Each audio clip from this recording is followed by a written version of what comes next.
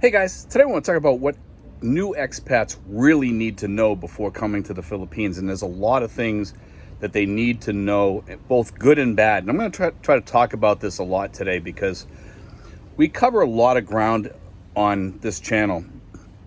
And I always cover both sides, as you guys know. And today I want to cover both sides of this because we have a lot of people coming in here. And when they land, it's like they think it's like paradise over here, and it's really not, and this is what I want to talk about. I had a guy the other day, and I'm going to start with this here, is that this guy was talking about the reason why he wants to come over here is he says he's basically having financial issues back in the United States, and he says that his kids and grandchildren kind of use him for money whenever they're having issues. He has to bail them out or whatever. And man, to come over here to escape that's like, I don't know, that's jumping into the wrong spot, as far as I'm concerned. I just think you're jumping from one frying pan to a bigger and hotter frying pan over here, because people over here are going to be asking you for money all the time, and it's chronic, even on the streets or even in the malls. When you're sitting in a restaurant, sometimes I have people coming up to me all the time hitting me up for money. We got a little bit of wind here today, guys, so I have to keep moving the camera around.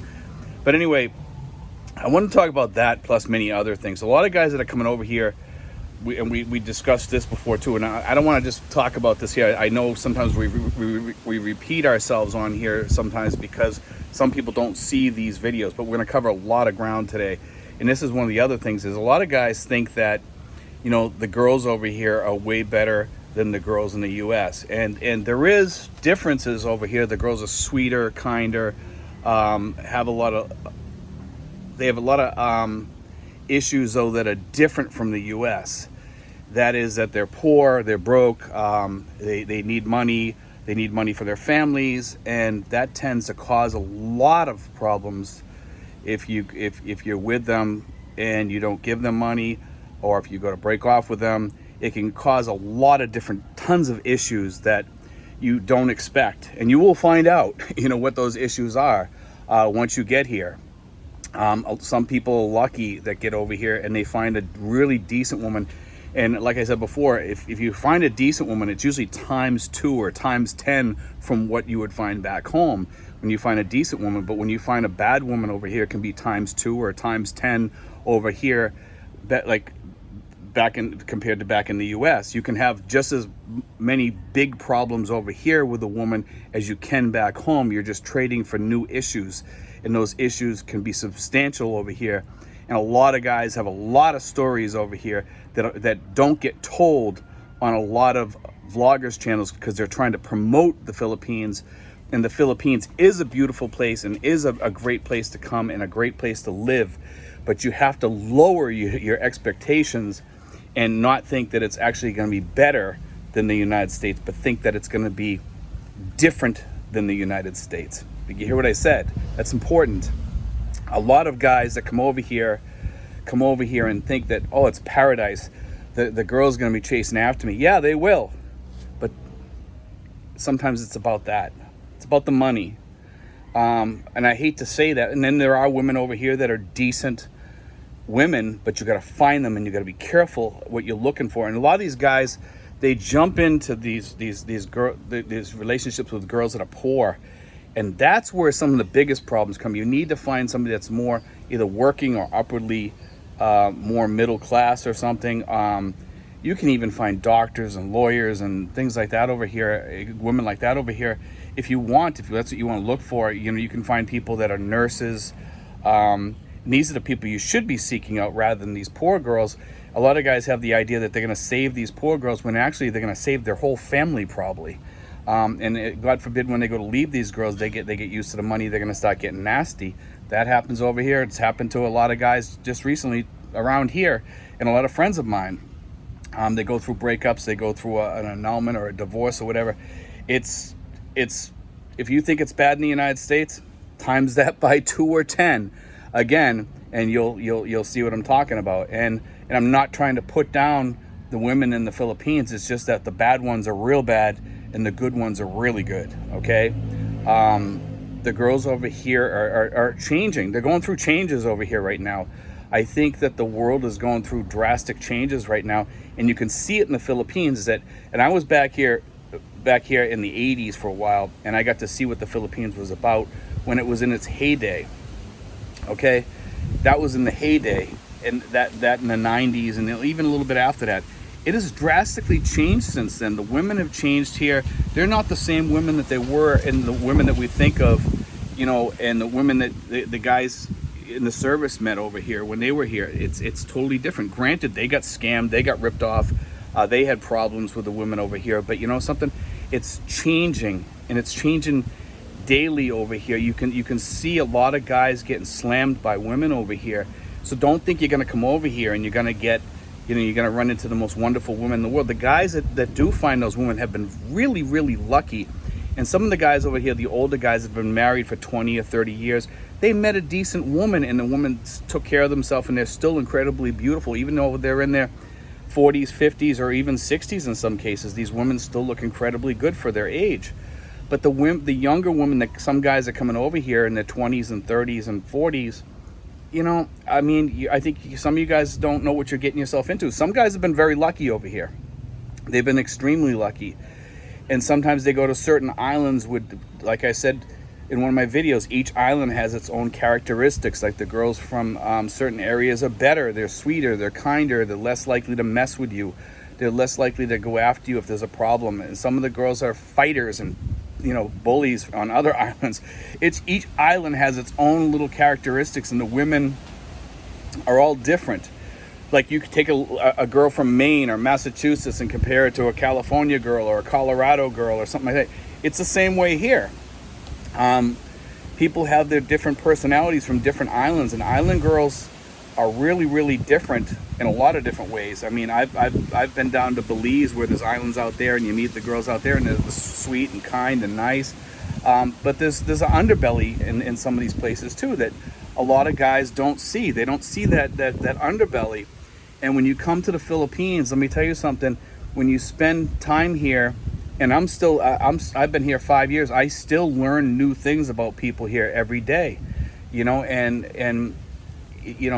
like I said, there's always that underbelly, and you learn things and you see things and you take in things. And me being a vlogger who meets tons of people, I hear a lot of stories, and I wish I could get you guys to understand that when you're coming here, it's a learning experience, and you got to be careful. Number one, with your money, and number two, with your information. Mostly with your money, but also with your information, because if you open yourself up to these girls and you tell them too much, they're going to try to burn you with the information that you give them. Okay? And it's best to just keep information to yourself. Give them as little information about yourself as you possibly can, or give them the wrong information about yourself. Don't tell them how much you make. Don't tell them about anything. They'll burn you with it. And I mean that sincerely. They will burn you with it. A lot of the people over here will do that. I'm not saying everybody's like that, but there's that percentage that will do it to you, and I see it more and more. It's like some of the girls over here watching what other girls are doing, and then they do it too. It's like a copycat syndrome. They see it somebody doing it to an expat, and an expat will pay them off or whatever, or do them just to get them to go away. That's the worst thing you can do, because you're feeding into that, and then other people will do it because they're learning from what that girl did. And if she gets away with it, if she gets away with doing something like that, other people are going to say, gee, I can do that too and get away with it with an expat. It happens. Now, I'm not saying every Filipina out there is like that. They're not. Okay? But there's also the good ones out there that, when something happens, they leave you alone. When you break off with them, it's okay. Hey, it was nice meeting you. Or you can remain friends. That happens too in a lot of cases. Sometimes people still remain friends after breakups. Over here, I noticed that when guys do go through the breakups, I do notice it's a little bit harder. If they're dating or something like that, it's different. When you go through a breakup, it's not a big deal. But when you're with the woman for anything over 3 months, sometimes it's a risk. It's a risk that you take, and you got to be careful. And a lot of guys are saying, "Oh, I don't want to be with somebody for longer than 5 years." I don't think there's any 5-year thing there. You know, everybody talks about this 5-year thing. I've talked to the attorney about that, and a lot of other vloggers are putting out different information about that. It's a lot of baloney, because a lot of the girls out there that a lot of guys are seeing, most of them aren't even annulled from their former marriage or whatever, or divorced, you know, because some of them went to the United States or whatever and managed to get married over there, and they come over here and they never got divorced or whatever, and that those ones are few and far between. There's not many of those over here.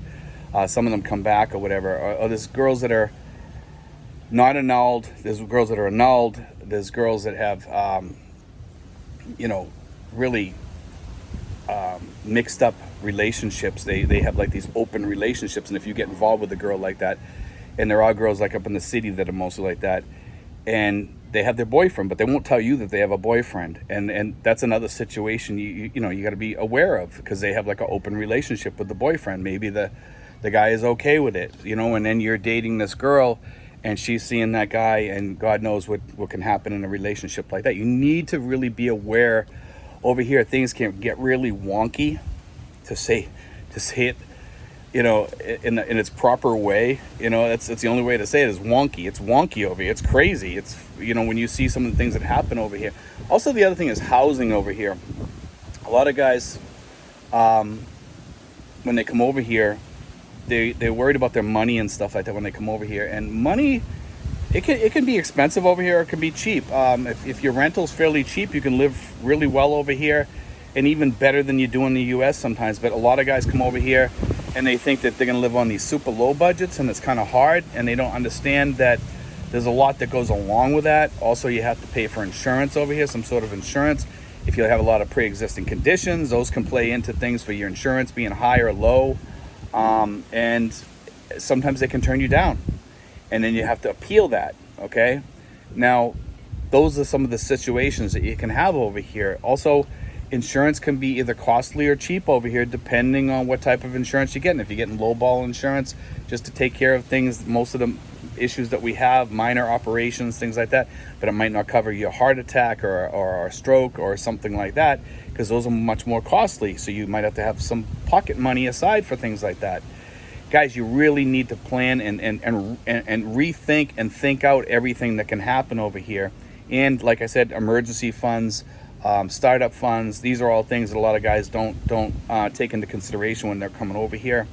But the biggest issue over here is people.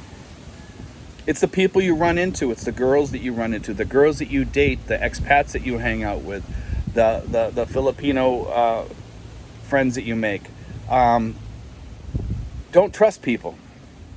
Don't trust people until you really get to know them for a while, you know, and only then.